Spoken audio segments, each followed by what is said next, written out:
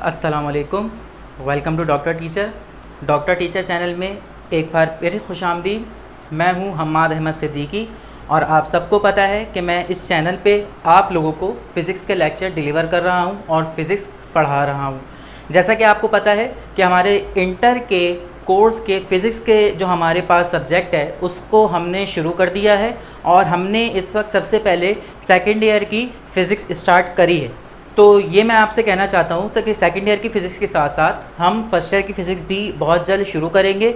अभी जो मैं आपको यहाँ लेक्चर डिलीवर कर रहा हूँ वो सेकेंड ईयर के फ़िज़िक्स सेकेंड ईयर के लेक्चर हैं और वो जो लेक्चर आज मैं शुरू कर रहा हूँ ये उसके बाद लेक्चर है जो मैंने लेक्चर नंबर 1 फ़िज़िक्स इंटर का यानी कि सेकेंड ईयर क्लास का जो मैंने इससे पहले दिया था।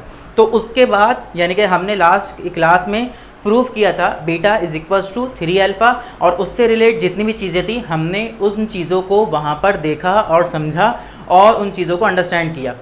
आज का लेक्चर शुरू करेंगे गैस लॉज से। गैस लॉज आपने केमिस्ट्री फर्स्ट ईयर के अंदर पढ़े हैं। आज उसको यानी कि जैसे आपने केमिस्ट्री के अंदर केमिकली देखा था, आज हम इसको फिज़िकली देखते हैं कि ये गैस लॉज जो हैं आपके पास वो किस तरह से जो है वो परफॉर्म होते हैं और ये किस तरीके से जो है इसकी क्या एक्सप्लेनेशन है और इसके अंदर क्या मौजूद होता है। तो बेसिकली याद रखें, आपने गैस लॉज जो पढ़े थे केमिस्ट्री के अंदर फर्स्ट ईयर में वो आपने 3 लॉज पढ़े थे, boys law, Charles law, Avogadro's law. यहाँ पर ज़रूरत नहीं 3 जो है आपको लॉज पढ़ने की, आप सिर्फ 2 लॉज पढ़ेंगे। पहला आपका होगा बॉयज़ लॉ, दूसरा होगा चार्ल्स लॉ और आप तीसरा जो है वो नहीं पढ़ेंगे। और यहाँ पर जैसे आपने फर्स्ट ईयर में केमिस्ट्री के अंदर डेरिवेशंस की थी, यहाँ बिल्कुल करने की ज़रूरत नहीं है, आपके कोर्स में इंक्लूड नहीं है। बस आपने एक्सप्रेशन याद रखनी है और उसका स्टेटमेंट याद रखना है। तो चलें मैं स्टार्ट करता हूँ। बोर्ड पे हमने जो लिखा हुआ है उससे जैसे कि यहाँ पर आपको नज़र आ रहा है कि बॉयज़ लॉ फर्स्ट जो है हमारा लिखा हुआ है। ये क्या होता है, इसका स्टेटमेंट यहाँ लिखा हुआ है कि वॉल्यूम कोई भी गैस है। अच्छा याद रखिएगा ये लॉज हैं गैस लॉज, तो मतलब सिर्फ गैसेस के ऊपर जो है वो एप्लीकेबल होंगे। तो यहाँ एक और चीज़ याद रखें, मैं दोबारा रिपीट कर रहा हूँ कि गैसेस लॉज हैं अगर तो गैस के ऊपर जो है वो ये एप्लीकेबल होंगे। और यहाँ पर पहला लॉ है बॉयल्स लॉ, इसका मतलब ये है कि यहाँ स्टेटमेंट है बॉयल्स का, ठीक है। तो ये स्टेटमेंट पढ़ लें, यहाँ पर लिखा है volume of a gas is inversely proportional to the pressure provided the temperature is kept constant. देखें भाई, गैस लॉज बेस करते हैं 4 चीज़ों के ऊपर, टेम्परेचर, वॉल्यूम, इसके अलावा आपका प्रेशर और नंबर ऑफ मॉलिक्यूल्स।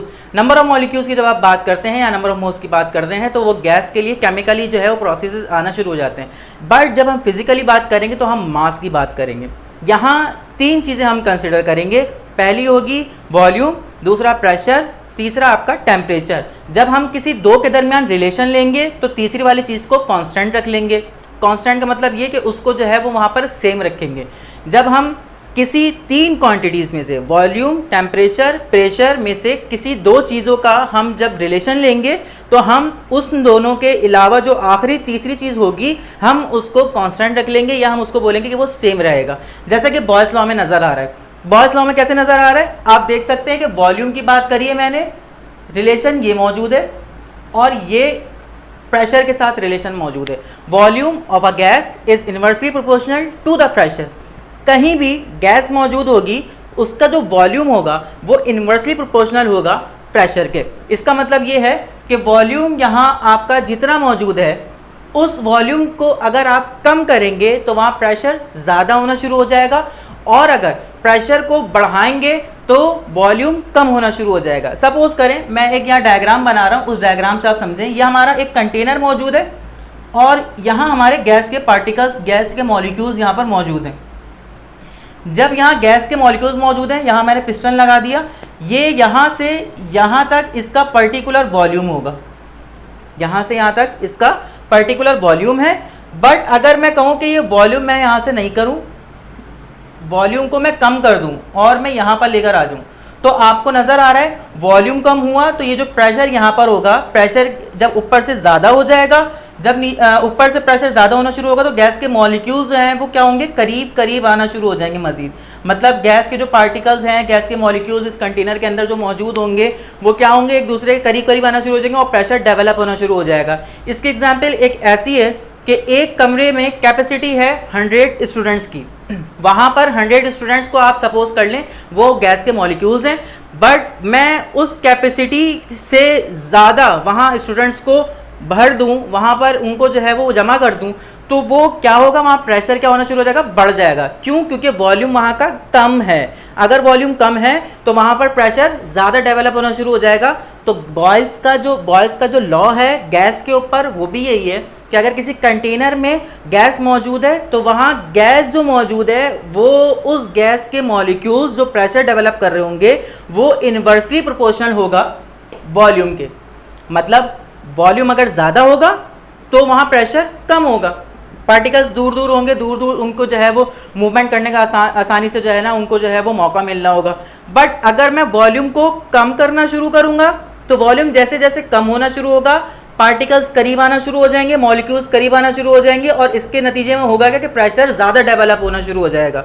अगर प्रेशर ज़्यादा डेवलप होना शुरू हो जाएगा तो मतलब प्रेशर का वॉल्यूम के साथ कैसा रिलेशन हो गया, यानी कि वॉल्यूम बढ़ा रहे हैं, बढ़ा हुआ है वॉल्यूम तो प्रेशर कम है, कोई मसला नहीं है। वॉल्यूम को कम करना शुरू कर दिया तो यहाँ पर हमने देखा कि प्रेशर जो है वो ज़्यादा होना शुरू हो गया। इट्स मीन कि यहाँ पर जो वॉल्यूम और प्रेशर का जो रिलेशन है वो रिलेशन इनवर्स रिलेशन है। और यहाँ पर एक और चीज़ का नाम दिया गया है, एक और चीज़ का जो है वो बात की गई है जो कि टेम्परेचर है। कह रहे हैं कि टेम्परेचर जो है वो यहाँ पर क्या रखना है, कांस्टेंट रखना है।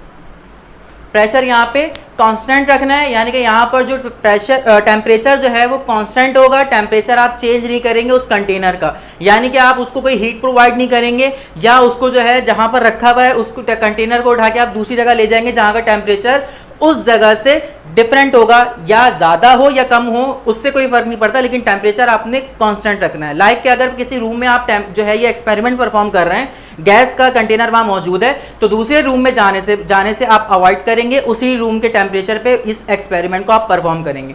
मैथमेटिकली अगर देखा जाए तो वॉल्यूम को इनवर्स रिलेशन के साथ इस तरीके से लिखा जाएगा कि वॉल्यूम इनवर्सली प्रोपोर्शनल है प्रेशर के। यहाँ जो इज इक्वल्स टू और सम कांस्टेंट आएगा जब प्रोपोर्शनलिटी का साइन हटता है, तो प्रोपोर्शनलिटी का साइन हटा तो इज इक्वल्स टू और सम कांस्टेंट, यहाँ कांस्टेंट जो यूज हुआ है वो k यूज हुआ है। v is equals to k upon p और p डिवाइड में था वहां जाके मल्टीपल है तो pv is equals to k is a constant. Constant की वैल्यू आपको दे दी जाएगी, ये आप याद रखिएगा। ये था हमारा बॉयल्स लॉ। इसके बाद हम बात करते हैं चार्ल्स लॉ की। चार्ल्स लॉ क्या है, इसमें भी 3 क्वांटिटीज में से 2 क्वांटिटीज के दरमियान जो है रिलेशन लिया जाएगा और जो तीसरी क्वांटिटी होगी उसको कांस्टेंट रख दिया जाएगा। किस तरीके से देखें, यहां पर बात की जा रही है वॉल्यूम की।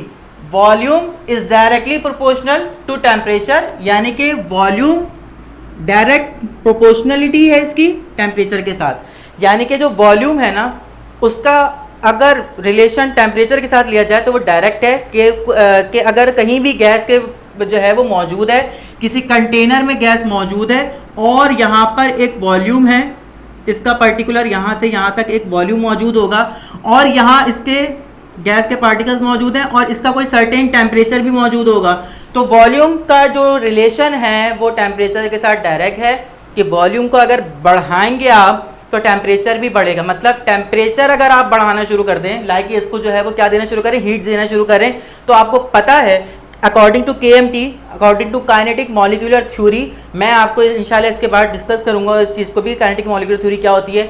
उसके अकॉर्डिंग टेम्परेचर जो है वो डायरेक्टली प्रोपोर्शनल, आपका जो टेम्परेचर है कहीं भी आप किसी भी जगह पे हीट प्रोवाइड करेंगे तो उसका टेम्परेचर है वो बढ़ जाएगा। तो ये टेम्परेचर जो है वो डायरेक्टली प्रोपोर्शनल है वॉल्यूम के, यानी कि temperature is directly proportional to volume. Temperature बढ़ाएंगे वॉल्यूम बढ़ता चला जाएगा, टेम्परेचर कम होगा वॉल्यूम कम होना शुरू हो जाएगा। तो ये था हमारा डायरेक्ट रिलेशन और इसमें जो चीज़ कांस्टेंट रखी गई है वो ये है, यानी कि प्रेशर जो है वो कांस्टेंट है। तो यहाँ V is directly proportional to T, volume को जो है वो डायरेक्टली प्रोपोर्शनल टेम्परेचर के, V is equal to some constant, यहाँ भी कांस्टेंट जो यूज़ किया गया है वो K यूज़ किया गया है, V is equal to KT। इसके बाद हम बात करते हैं जनरल गैस इक्वेशन की। जनरल गैस इक्वेशन आपको ड्राइव नहीं करनी, ये सब चीज़ें भी ड्राइव नहीं करनी, जो ब्रैकेट्स मैंने यूज करे हैं, एक ये ब्रैकेट है चार्ल्स लॉ का और एक ये ब्रैकेट है बॉयस लॉ का। आपने ये याद रखना और स्टेटमेंट याद करना है। एज एमसीक्यूज में भी के ये आ जाएं, क्योंकि आते रहे हैं प्रीवियस आपके जो है वो पेपर्स जो आपके पास मौजूद हैं। जनरल गैस इक्वेशन आपकी ये मौजूद है, इसके अंदर PV is equal to nRT है, ये आपको याद रखना है। P is the pressure, V is the volume, N is the number of moles, R is the general gas constant और T is the temperature. R की दो पर्टिकुलर वैल्यूज होती हैं, फर्स्ट ईयर केमिस्ट्री में आप पढ़ चुके हैं, 8.3142 और 0.0146, ऐसी कोई वैल्यू आपके पास R की वैल्यू मौजूद है, आप वहां से देख सकते हैं। अब बात करते हैं इसके बाद एक और चीज की, एक आपको कॉन्सेप्ट दे रहा हूं कि एब्सोल्यूट टेम्परेचर आपको पता होना चाहिए। अब एब्सोल्यूट टेम्परेचर क्या होता है, उसकी डेफिनेशन यहां लिखी हुई है। उससे पहले मैं आपको बताऊं कि वो टेम्परेचर गैस का वो टेम्परेचर जिस टेम्परेचर पे आकर गैस जो है उसका वॉल्यूम जीरो हो जाए, ऐसे टेम्परेचर को हम कहते हैं एब्सोल्यूट टेम्परेचर।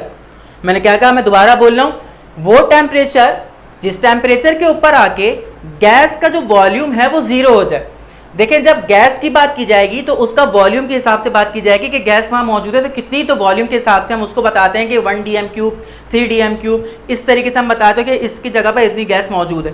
तो जब वॉल्यूम, जब उसका यानी कि वो टेम्परेचर, उस टेम्परेचर के ऊपर जहां वॉल्यूम जो है वो गैस का जीरो हो जाए, वो टेम्परेचर आपका कहलाता है एब्सोल्यूट टेम्परेचर।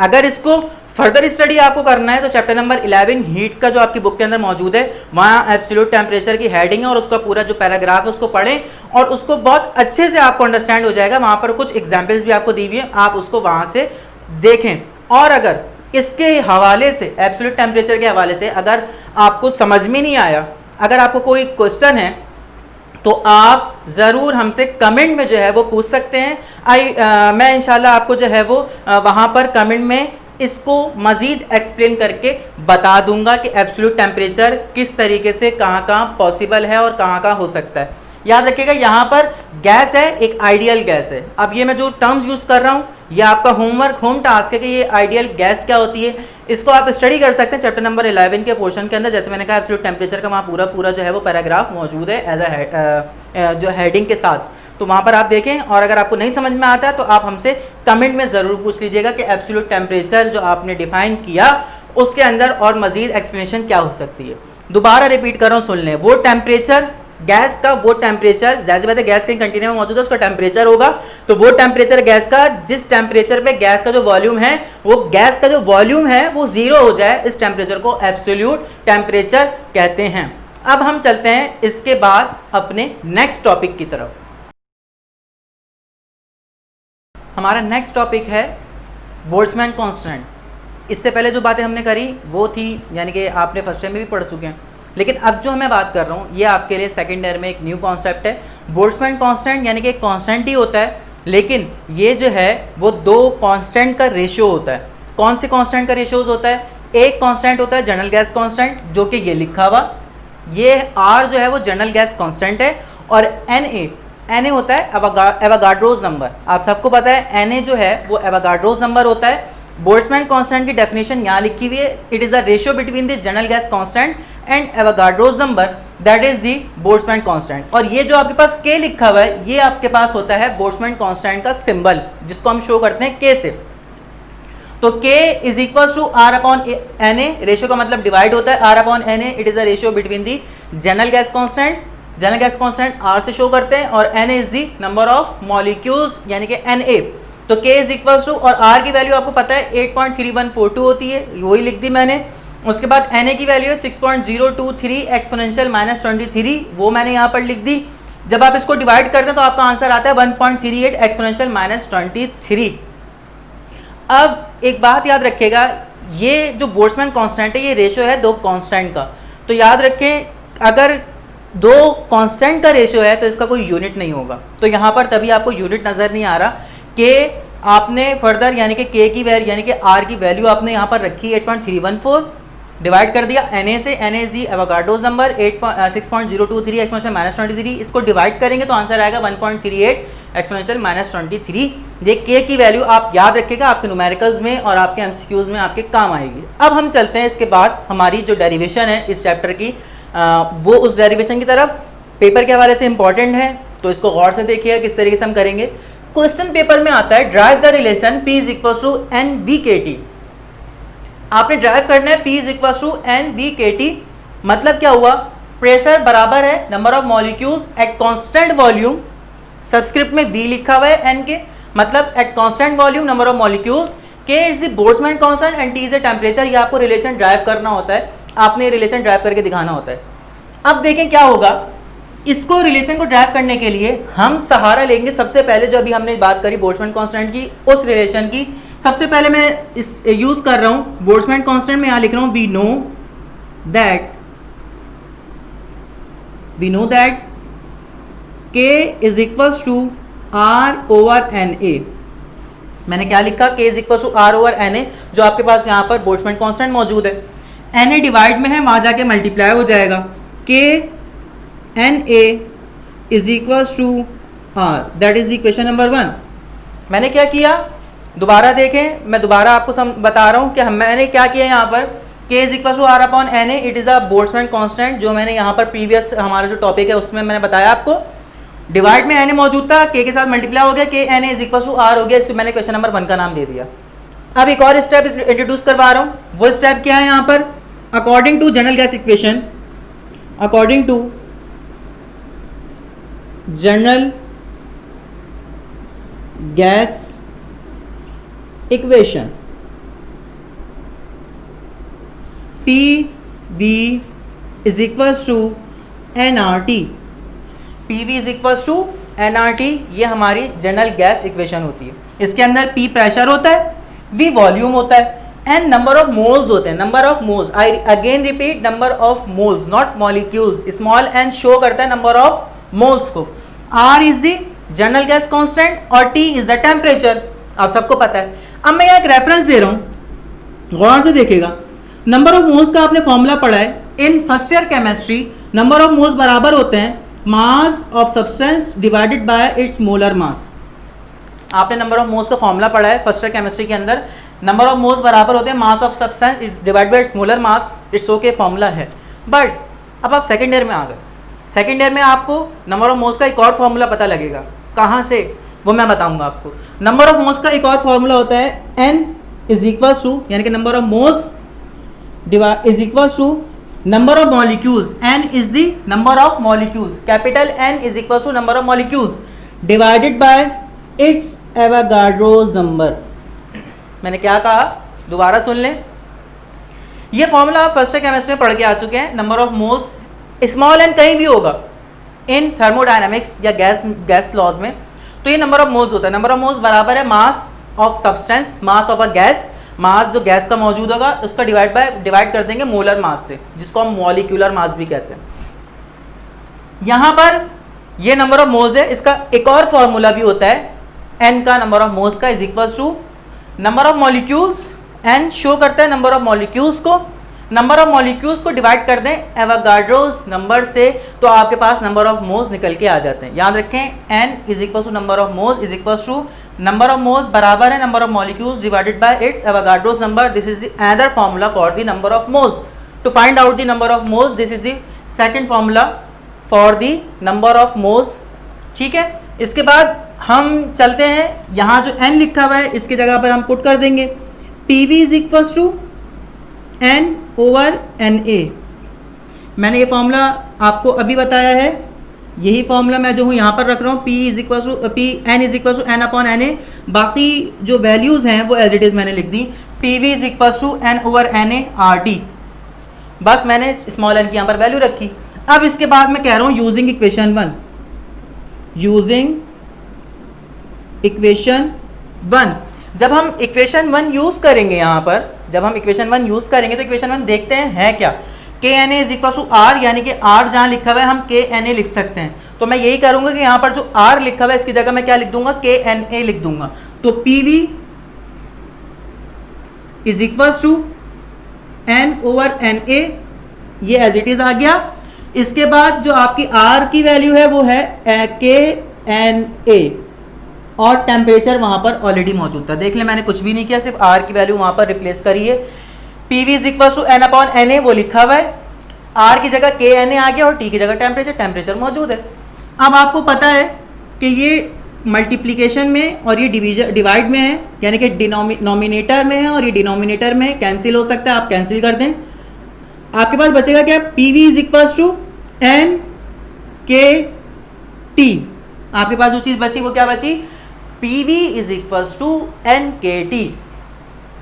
ये आपके पास क्या बन गई, यानी कि जो चीज़ें आप कैंसिल कर सकते थे आपने कैंसिल कर दी, आपने सब कुछ कर दिया। अब ये पी वी से मल्टीप्लाई हो रहा है, आपको नज़र आ रहा है, इक्वेशन के उस तरफ जाएगा तो डिवाइड हो जाएगा। तो P is equals to N K T divided by volume, pressure is equals to N K T divided by V. अब आपको मैं यहाँ पर एक कॉन्सेप्ट बता रहा हूँ, K क्या है यहाँ पे, K is the Boltzmann constant. Temperature है T, टेम्परेचर वेरी भी कर सकता है, कुछ भी हो सकता है। ये नंबर ऑफ मोल्स जहाँ कहीं भी, सॉरी नंबर ऑफ मॉलिक्यूल्स जहाँ भी होंगे, इसका रिलेशन वॉल्यूम के साथ बनता है। अगर हम नंबर ऑफ मॉलिक्यूल्स की बात करते हैं तो हमारे पास दिमाग में जो बैक पे जो है वो एक पिक्चर बनती है, वो बनती है वॉल्यूम जहाँ होगा ना वहाँ पर गैस के मॉलिक्यूल्स होंगे, ठीक है। तो यानी कि V सिलेक्टेड है स्पेसिफिकली N के साथ, तो N के साथ अगर मैं ऐसे लिख दूं तो कोई हर्ज नहीं होगा। उसकी वजह क्या है, उसकी वजह ये है कि यहाँ पर जो V है वो नंबर ऑफ मॉलिक्यूल्स के साथ मैंने क्या कर दिया, रिलेट कर दिया, और इसमें कोई प्रॉब्लम भी नहीं है। Number of molecules at certain volume, number of molecules at certain volume, बस मैंने यहाँ पर इतना सा काम किया है। तो ये हमारी वो एक्सप्रेशन बन गई जो हमसे पूछी गई थी, P is equal to N V K T. आपने इसको ब्रैकेट में